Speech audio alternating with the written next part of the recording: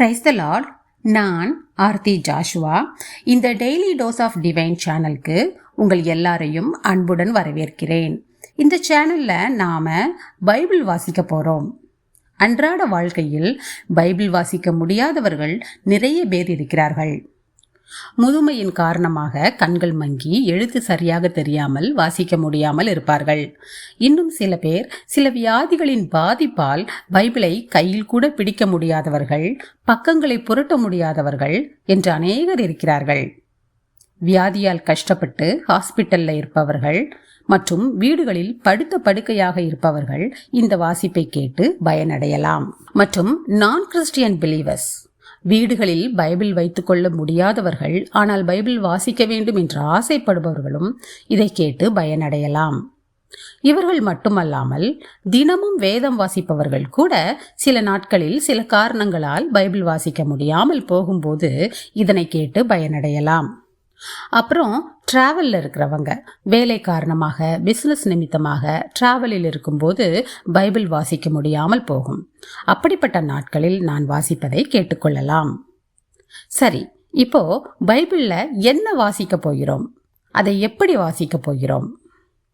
250 நாட்களில் புதிய ஏற்பாடு முழுவதும் மற்றும் பழைய ஏற்பாட்டில் சங்கீதம், நீதிமொழிகள், பிரசங்கி, உன்னத பாட்டு, யோபு ஆகிய புஸ்தகங்களும் வாசித்து முடிக்கப் போகிறோம்.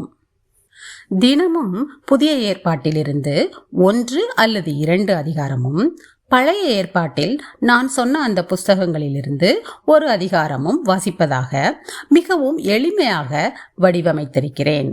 அதே போல வாரத்தில் 6 நாட்கள், திங்கட்கிழமை முதல் சனிக்கிழமை வரை வாசிக்க போகிறோம்.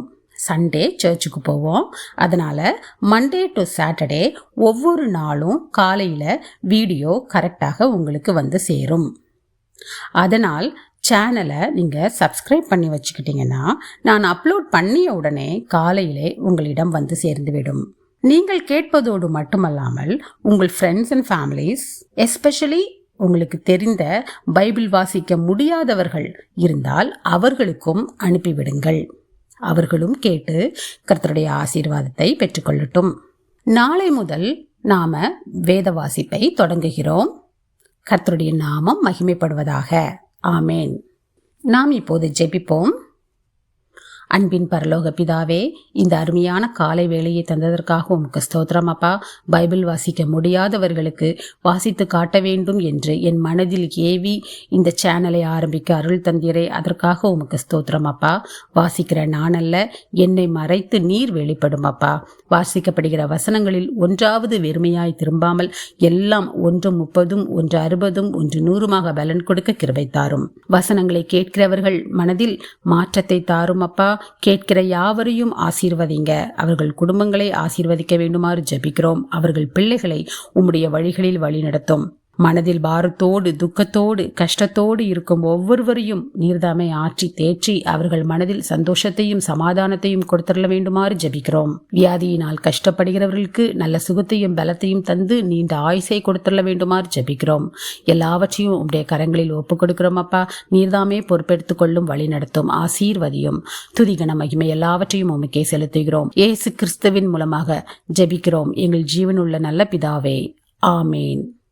என் ஆத்துமாவே கர்த்தரை ஸ்தோத்திரி, என் முழு உள்ளமே அவருடைய பரிசுத்த நாமத்தை ஸ்தோத்திரி.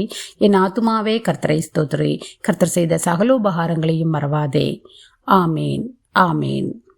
நாம் நாளை முதல் நாள் வேத வாசிப்பில் சந்திப்போம். God bless you.